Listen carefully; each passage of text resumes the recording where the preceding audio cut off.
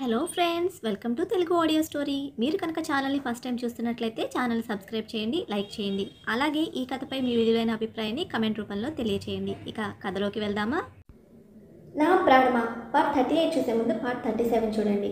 Link డిస్క్రిప్షన్లో ఇవ్వడం జరిగింది. తన తప్పులకు శిక్షగా భావించి ఒట్టి చేతులతో ఇంటిని దాటి బయటకు వెళ్ళింది ఆద్య. ఇదే తన జీవితానికి మలుపు అని భావించి చివరిగా ఇంటిని కళ్ళ నిండా చూసుకొని కొత్త జీవితం ప్రారంభించడానికి అడుగులు బయటకు వేసింది. ఇలాంటిదేదో ముందే ఊహించిన కమల్ ఆద్యని ఆపడానికి చాలానే ట్రై చేశాడు. కానీ తన ప్రయత్నాలన్నీ చివరాఖరికి ఫెయిల్ అయితే ఆద్యను బయటకు నెట్టి తిరిగి ఇంట్లోకి వస్తున్న శౌర్యం చూసే ధైర్యం చేయలేదు కమల్. అతని మానసిక స్థితిని అంచనా వేస్తూ శౌర్యని కమల్ దగ్గరకు వెళ్ళి అతని భుజం మీద చేయేసి, ఎందుకురా నమ్మించి మోసం చేశావు అని అడిగాడు. బదులుగా కమల్ శౌర్య చేతిని పట్టుకొని, సారీరా, ఎంత తప్పు చేసినా ప్రేమించాను కదా, సపోర్ట్ చేయకుండా ఉండలేకపోయాను అని చెప్పి కన్నీరు పెట్టుకుంటే శౌర్యని వాటిని తుడుస్తూ, నువ్వు సారీ చెప్పడం ఏంట్రా, you are my real friend, అందుకే అటు ప్రేమించిన అమ్మాయిని వెనకేసుకొస్తూనే నాకు సాయం చేశావు. ఈ నిజం నువ్వు దాచడం వల్ల నాకేం పోదు, మహా అయితే అక్రమంగా నింద వేసి మమ్మల్ని పనిలో నుండి తీసేశారు అని వాళ్ళు తిట్టుకుంటారు. ఇంకా అయితే ఆద్య ఇదే ఇంట్లో ఉంటుంది, మాకు తెలియకుండా ఇంకో 2 వెన్నుపోట్లు పొడుస్తుంది, అంతే కదా అని అడిగాడు. శౌర్య మాటలు అర్థం కాక స్ట్రేంజ్గా చూశాడు కమల్. శౌర్య ఏం చెప్తున్నాడో అర్థం కాక తననే అయోమయంగా చూస్తూ ఉండిపోయాడు. అంటే ఆద్య చేసిన పనిని దాచిపెట్టి తనకి ఇంకో తప్పు చేసే అవకాశం ఇచ్చిన వాడిని అయ్యి ఉండేవాడినని అనుకుంటున్నాడా అని మనసులో బాధపడుతున్న వాడితో తన చేతిపై శౌర్య చేయి వేసి, తను మారింది అని నేను నమ్ముతున్నాను కమల్, అయినా ఇంట్లో నుండి బయటకు గెంటేయడం ఎందుకంటే తను నా విషయంలో మారింది, కానీ నీ విషయంలో ఒక కంక్లూజన్కి రాలేకుంది. ఇలా బయటకు పంపడం తనకు నేను ఇస్తున్న పనిష్మెంట్. ఇప్పుడు తనకి నువ్వు సపోర్ట్గా ఉండడం నీ రెస్పాన్సిబిలిటీ అంటున్న శౌర్యతో, అర్థమయ్యేలా చెప్పరా, తనని దారిలో పెట్టిందైతే నేనే, కానీ అది కరెక్టా రాంగా అని నువ్వే డిసైడ్ చేయాలి అన్నాడు శౌర్య. అంటే అయినో రేపు ఆద్య నా కంపెనీలో జాబ్ రిజైన్ చేస్తుంది. లేటర్ తనకి నువ్వు జాబ్ ఇవ్వు, శాలరీ డజంట్ మ్యాటర్, తన ఎక్స్పెన్సెస్ అన్నీ నేనే భరిస్తాను, తన వెనక నీడలా నువ్వుండు, తనకి సెక్యూరిటీ అనుకోకు, కాబోయే భర్తగా తోడుండు కమల్. ఇవన్నీ తనకి తెలియకూడదు, తనకి నేను తనపై కోపంగా ఉన్నాననే తెలియాలి అని చెప్పి కమల్ని వదిలాడు. శౌర్యని హత్తుకున్న కమల్ గట్టిగా ఏడ్చేస్తూ, నీ తండ్రికి అలా జరగడానికి కారణం తనే అని కోపంగా ఉంటావు అనుకుంటే ఎందుకురా ఇంత స్ట్రేంజ్గా బిహేవ్ చేస్తున్నావు, తను నీకు ద్రోహం చేసింది, అలాంటిది తన కోసం నువ్వు అంటూ ఆగిపోయిన కమల్తో, తను మాతో పాటు ఇదే ఇంట్లో పెరిగిందిరా, నా మీద ఉన్న ఆశతో ఏవో తప్పటడుగులు వేసిందే, కానీ తను ఒకరికి హాని చేయాలని చూసే అమ్మాయి కాదు, నువ్వు మాత్రం తనతో అంటూ ఏదో చెప్పబోయిన శౌర్యతో, ఏం చెప్పకు, అలాగే తనకి తోడుగా ఉంటాను, తన మైండ్ సెట్ మారేలా ట్రై చేస్తాను, ఇవన్నీ అవ్వాలి అంటే తనని కొన్ని రోజులు ఇండియాకి దూరంగా ఉంచడం బెటర్ అని నా ఫీలింగ్ అని అన్నాడు కమల్. కమల్ ఏం చెప్పడానికి ట్రై చేస్తున్నాడో అర్థం చేసుకొని నేరుగా ఆద్య గదికి వెళ్ళాడు. అదే మొదటిసారి కావడంతో ఏది ఎక్కడుందో అర్థం కాలేదు. కానీ అరగంట పాటు వెతికిన తర్వాత కబోర్డ్లో తన సర్టిఫికెట్స్తో పాటు పాస్పోర్ట్ కూడా ఇచ్చి, తన ఖర్చు ఏమైనా సరే నాకే చెప్పు, నేనే బేర్ చేస్తాను అన్నాడు. అవి అందుకుంటూ, ఎంతకాలం అని అడిగాడు కమల్.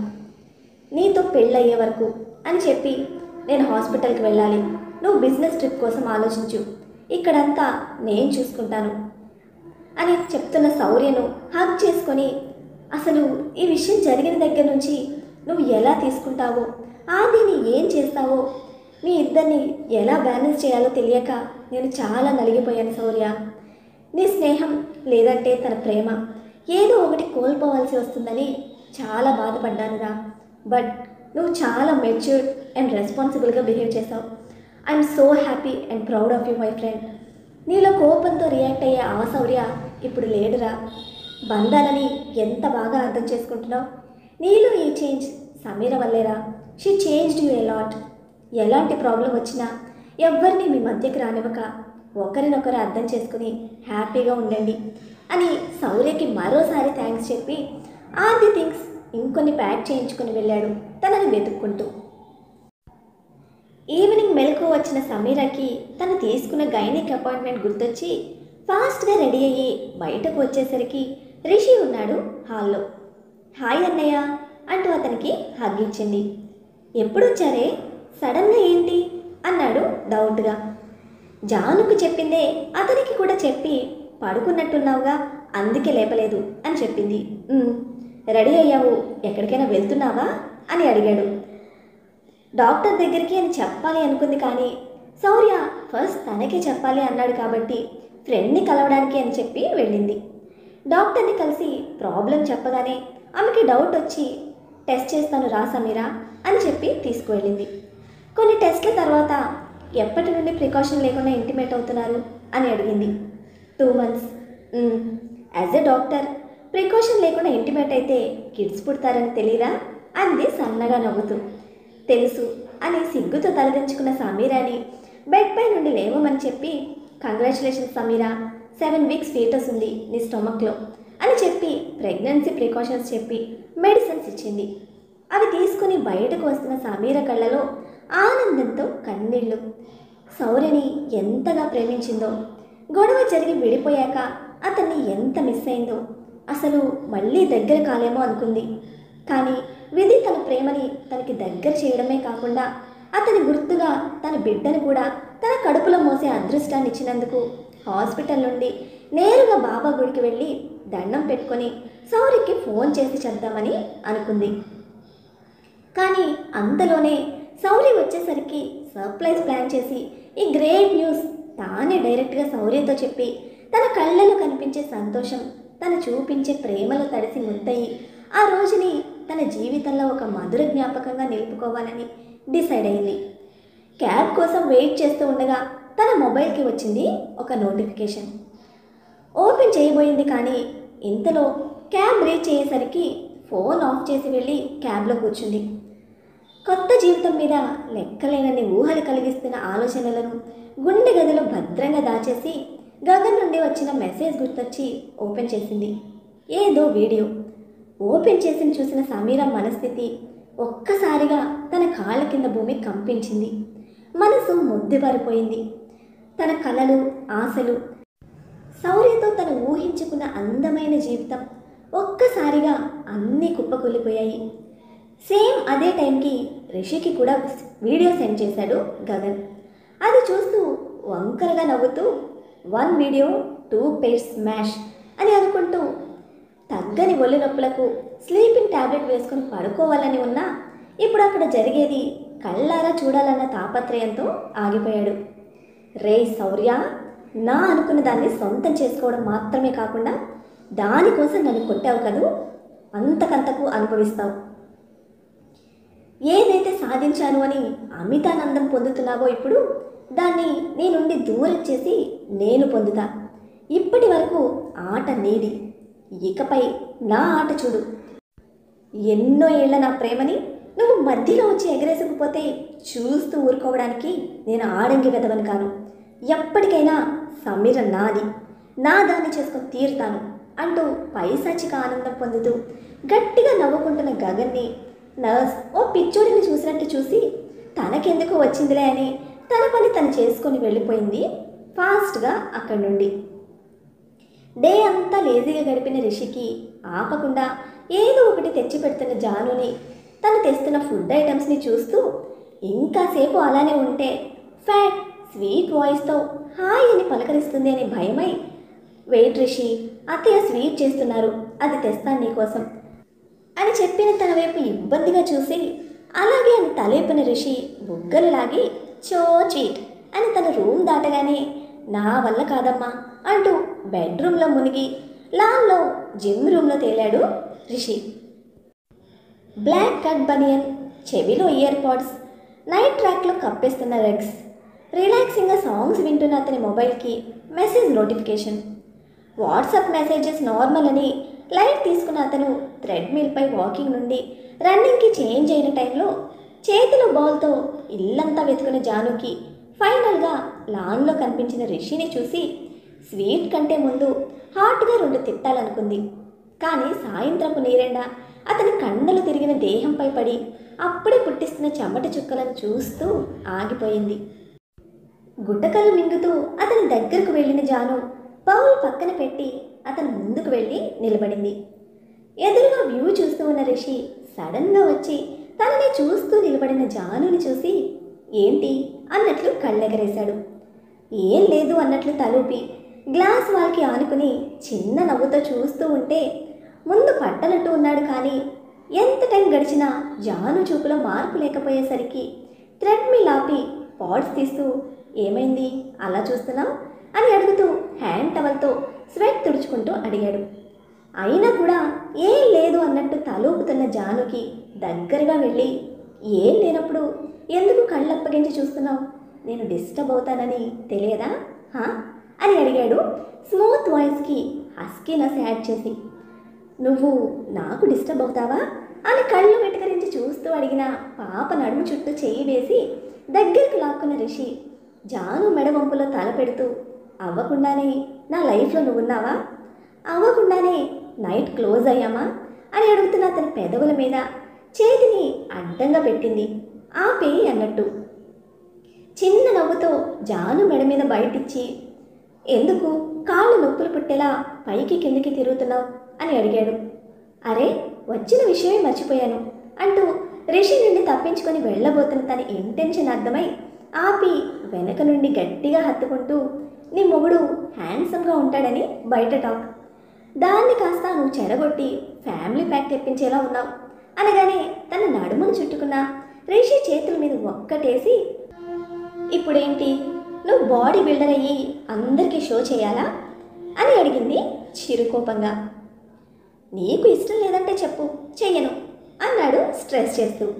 రిషి ఉడుక్కుంటూ అంది జాను. నువ్వు బాడీ బిల్డ్ చేసినా దాన్ని ఎక్స్పోజ్ చేసినా అది నా కోసమే అయి ఉండాలి. The sole property belongs to Janu. ఇంకా ఎవరైనా నీ వైపు చూస్తే కళ్ళు పీకి చేతులు పెట్టేస్తా అంటూ టిపికల్ వైఫ్లా జలసీతో చెప్తున్న జాను వైపు స్ట్రేంజ్గా చూశాడు. తను తెచ్చిన స్వీట్ స్పూన్తో నోటికి అందిస్తూ అయినా ఫ్యామిలీ ప్యాక్ అవుతుందని నువ్వేం ఫీల్ అవనక్కర్లా, ఇప్పుడు బాగా తిని ఫ్యామిలీ ప్యాక్ చేయి, నైట్ కష్టపడి దాన్ని 6 ప్యాక్ చేద్దాం అంటూ ఐ వింక్ చేసి చెప్పి రిషిని ఉడికిస్తున్న జానుని చూసి ఒక్కసారిగా తన పెదవులు అందుకొని నన్ను ఇలాగే ప్రవోక్ చేస్తే నైట్ వరకు ఎందుకు, ఇప్పుడే కష్టపడతా అంటూ తన నడుము ప్రెస్ చేశాడు. కాస్త బ్రేక్ వేయండి శ్రీవారు తమరి స్పీడ్కి అంటూ తన చేతుల నుండి నడుమును విడిపించుకున్న జానుతో అయితే అవుటింగ్కి వెళ్దామా అని అడిగాడు. ఫైన్ గో రెడీ అయ్యుండు అంటూ జానును వదిలి మళ్ళీ జాగింగ్ మిషన్ వైపు వెళ్తూ ఉంటే ఇందాక రిషి చేతలకి కంట్రోల్ లాస్ అయిన జాను అతని బనియన్ స్ట్రిప్ పట్టుకొని దగ్గరికి లాక్కున్న జానుకి అతుక్కున్నాడు రిషి. పడతామే మెంటల్ ఇంకేదో అంటున్న అతని పెదవులను తన పెదవులతో కలిపి డీప్ కిస్గా మారుస్తున్న ఆమె చేస్తున్న మాయకి కంప్లీట్గా మెల్ట్ అయిన రిషి టాప్లో నుండి జాను నడుము పట్టుకొని వత్తేస్తూ ఉంటే బాడీని ఫ్రీగా వదిలేసి జానుతో పాటు వెళ్ళి రిలాక్సింగ్ చైర్లో చేరారు. కింద జాను ఉంటే ఆమెపై రిషి. కరగని కాలం కదలని సమయంలో ముద్దు తన్మయత్వంలో ఉన్న ఇద్దరికి ఎక్కడ ఉన్నామన్న స్పృహ లేకుంటే ఇద్దరూ ఒకరినొకరు పెనవేసుకుని ఉన్నారు. రిషికి ఏదో చెప్పాలని అక్కడికి వచ్చిన సమీర వాళ్ళని అలా చూసి చెప్పకుండానే నీళ్ల కళ్ళతో వెనుతిరిగింది. అప్పటికే శౌర్య నుండి వస్తున్న 8వ మిస్డ్ కాల్ని కూడా మిస్ చేస్తూ కాళ్ళ కింద భూమి ఏ క్షణం బద్దలైపోతుందో తెలియదు. గగన్ పంపిన వీడియో చూసిన సమీరాకి తన గుండె ఎంత నెమ్మదిగా కొట్టుకుంటుందో తనకే తెలియలేదు. శౌర్య తనని కేవలం జాను పెళ్లి కోసం పెళ్లి చేసుకున్నాడా అనే నిజాన్ని అంగీకరించలేకపోతోంది తన మనసు. పోనీ గగన్ పంపింది అబద్ధమా అనుకోవడానికి అది జస్ట్ ఎవరు డబ్ చెప్పిన వాయిస్ ఓవర్ కాదు, వినగానే నిజమని నమ్మడానికి. Audio with video shopping mall అని తెలుస్తూనే ఉంది. పైగా ఆద్య తన నుండి ఆ మాటలు కొత్త కాకపోయినా జాను నోటి నుండి వింటే శౌర్య అందుకే పెళ్లి చేసుకున్నాడు అని నమ్మేలా ఉన్నాయి తన మాటలు. క్యాబ్లో కూర్చున్న సమీరాకి కనీసం తెలియట్లేదు తన కళ్ళు కాలువలయ్యాయని. చుట్టూ నిశ్శబ్దం చేరినట్టు అనిపిస్తున్న టైంలో ఐఫోన్ నుండి నార్మల్గా వినిపిస్తున్న రింగ్ టోన్ కూడా బిగ్గరగా భయంకరంగా వినిపించేసరికి సమీరలో తెలియని వణుకు, బెదురు. ఉలిక్కిపాటుగా ఫోన్ చూసిన సమీరాకి స్క్రీన్ మీద కనిపిస్తున్న శౌర్య పేరుకి ఏం చేయాలని తెలియని అమాయకత్వం, బెదురు. అదంతా చూసి అతనితో ఇది వరకులా మాట్లాడలేదు. అలా అని అందులో ఎంత నిజముంది అని తెలియక అతన్ని దూరం పెట్టలేదు. శౌర్య కాల్ కట్ అయ్యే వరకు వెయిట్ చేసిన సమీర వెంటనే గగన్కి చేసింది. ఆ మూమెంట్ కోసమే 1000 లక్షల కళ్ళతో ఎదురు చూస్తున్న గగన్ పెదవుల్లో cunning smile. Hi my sweetheart. రెండింటిని వేరు చేసి హస్కీ వాయిస్తో పలుకుతున్న అతని మాటలు విని పట్టించుకునే స్థితిలో లేదు సమీర. ఏంటా వీడియో? సూటిగా అడిగిన తన ప్రశ్నకి ఊరుకో, ఎంత 2 years పాటు కెనడాలో చదువుకున్నా మరి వీడియోలో తెలుగు మాటలు మర్చిపోయేంత తింగరదాని కాదని నా ఒపీనియన్ అన్నాడు తన కోపాన్ని ఇంకా పెంచేస్తూ. గగన్ ప్లీజ్ కాల్ మీ బావా, లేదంటే నా ముచ్చి బుర్ర బేజ ఫ్రై అయిపోద్ది. తర్వాత ఎవరిని టార్గెట్ చేయాలా అని. యు నో వాట్ సమీ, నేను ఫస్ట్ కాల్ మీ అన్నయ్య నుండి ఎక్స్పెక్ట్ చేశా. వాట్? ఓ, నీకు ఇంకా పూర్తి నిజం తెలియదు కదా. సేమ్ వీడియో మీ అన్నయ్యకు కూడా పంపాను. Gagan are you serious? ఇదంతా ఏంటి అసలు? ఏం మీ విషయాల్లో వాళ్ళు ఎంత కల్ప్రిట్స్ అని నా నోటితో చెప్తే వినాలని అంత ఆశగా ఉందా? ఈసారి సీరియస్గా వినిపిస్తుంది గగన్ గొంతు. అది చూసి నువ్వు ఏరి కోరి చేసుకున్న నీ మొగుడికి నువ్వు ఎంత ఇష్టమో నువ్వే రియలైజ్ చేసుకో సమీ. ఎంత చెల్లెలంటే ప్రేమ ఉంటే మాత్రం ఇలా నీ ప్రేమకు విలువ లేకుండా చేసి ఆటలో అట్టిపండి చేస్తే నిన్ను ప్రేమించిన వాడిగా నేను చూస్తూ ఊరుకోను. నీకింకా అనిపిస్తుందా ఆ పెళ్లిలో ప్రేమ న్యాయం ఉందని? గగన్ ప్లీజ్. అప్పటికే ఏడుస్తుంది తను చాలా. షటప్ సమీరా, నువ్వు ఇలా శౌర్యకి ఫేవర్గా ఉంటావని ఆ వీడియో రిషికి కూడా పంపించాను. ఇక ఏం జరగాలని ఉన్నా అంతా వాడే చూసుకుంటాడు అని చెప్పి కాల్ కట్ చేసిన అతనికి నవ్వు ఆగకుండా వస్తుంది. కారణం ఇంకొన్ని గంటల్లో వేరయ్యే 2 జంటలు. అయితే ఇక్కడ సమీర ఆలోచనలు మరో విధంగా ఉన్నాయి. శౌర్య తనని మోసం చేసి పెళ్లి చేసుకున్నా సరే అదంతా జాను కోసం అయినప్పుడు ఇప్పుడు ఆ వీడియో చూస్తే రిషి ఖచ్చితంగా క్షమించాడు మధ్యలో తన గురించి ఆలోచించి. అందుకే ఎలాగైనా రిషిని ఆ వీడియో చూడనీయకుండా చేయాలి అనుకున్న తను క్యాబ్ ఇంటికి చేరగానే రిషి గదికి వెళ్ళింది. అక్కడ లేకుంటే ఖచ్చితంగా జిమ్ రూమ్లో ఉంటాడని ముందే తెలుసు గనక నేరుగా అక్కడికి వెళ్ళిన సమీరాకి ఇద్దరు ముందు పెనుగులాటలో ఉండడం చూసి కొంచెం రిలీఫ్ వచ్చింది. కానీ రిషికి నిజం తెలిస్తే ఇప్పటిలా మాత్రం కలిసి ఉండరని అర్థమైంది. రిషికి ఆ వీడియో కనిపించకుండా అతని ఫోన్ నుండి డిలీట్ చేయాలని ఫిక్స్ అయిన సమీర మాత్రం ఎలాగా అని ఆలోచిస్తూ ఫ్లవర్ పాట్ షో పీస్ని గుద్దుకొని తను ముందుకు పడుతుంది. షో పీస్తో పాటు భళ్ళున వినిపించిన శబ్దానికి ఇద్దరు తేరుకొని సరిగ్గా కూర్చున్నారు. జాను తన బట్టలు సర్దుకుంటే రిషి బయటకు వచ్చి పడిపోయి ఉన్న సమీరని చూసి పైకి లేపుతూ, సమీ నువ్వేంట్రా ఇక్కడ అని అడిగాడు. ఇటుగా వస్తూ చూసుకోకుండా ఫ్లవర్ పాట్ తగిలి పడిపోయాను అని అంది. మొదటిసారి తన కళ్ళలో నిర్జీవం కళ్ళకి కట్టినట్టు కనిపిస్తూ ఉంటే ఏడ్చావా అని అడిగాడు సమీర ఫేస్ హోల్డ్ చేసి. లేదన్నయ్య, ఇప్పుడే పడ్డానుగా, పెయిన్కి కళ్ళలో నీళ్లు తిరిగాయి అని చెప్పింది. ఎందుకో నమ్మాలని అనిపించకపోయినా అంతకంటే క్వశ్చన్ చేయడానికి ఏమీ లేదని. నా కోసం వచ్చావా అని అడిగాడు. అప్పుడే బయటకు వచ్చి డోర్ దగ్గర ఆగిన జానుని చూసి అంది చిన్నగా. జానుని చూస్తుంటే తనకి శౌర్యని గుర్తొస్తున్నాడు. ఆ వీడియోని కళ్ళ ముందు తిరుగుతూ ఇంకా ఏడుపుస్తూ ఉంటే అతి కష్టం మీద ఆపుకొని, అన్నయ్య ఓసారి నీ ల్యాప్టాప్ ఇవ్వవా, చిన్న పనుంది అంది. అదేంటి కొత్తగా పర్మిషన్ అడుగుతున్నావు, యూజ్ చేసుకో సమీ అని జాను వైపు చూశాడు. జాను వెళ్ళి ల్యాప్టాప్ తెచ్చి సమీరాకి ఇచ్చింది. అన్నయ్య నీ ఫోన్ కూడా కావాలి, శౌర్య మా కంపెనీ వెబ్సైట్లో అకౌంట్ క్రియేట్ చేసుకోమన్నాడు. ఆల్రెడీ నా ఫోన్ నెంబర్తో వేరే అకౌంట్కి యూజ్ చేశాను, సో ఇప్పుడు న్యూ నెంబర్ కావాలి ఓటీపీ కోసం అని చెప్పి రిషి ఫోన్ కూడా తీసుకొని వెళ్ళబోతున్న సమీరాతో జాను, సమీరా మీ అన్నయ్య ఔటింగ్కి వెళ్దామంటున్నారు, నువ్వు కూడా జాయిన్ అవుతావా అని అడిగింది. ఎందుకో తన నుండి ఆ మాట కూడా నచ్చలేదు సమీరాకి. మీ అన్నయ్య లైఫ్లోనే నన్ను వద్దు అనుకున్నావు కదా జాను, ఇప్పుడు మీ ఇద్దరి మధ్యలోకి ఎందుకు రమ్మంటున్నావు అని అడిగి జాను ఏం ఆన్సర్ ఇవ్వకుండానే బయటకు వచ్చేసింది హాల్లోకి. హెక్టిక్గా ల్యాప్టాప్ ఓపెన్ చేసిన సమీరా వాట్సాప్ ఓపెన్ చేసింది. అందులో గగన్ పంపిన వీడియో డెలీట్ చేసింది.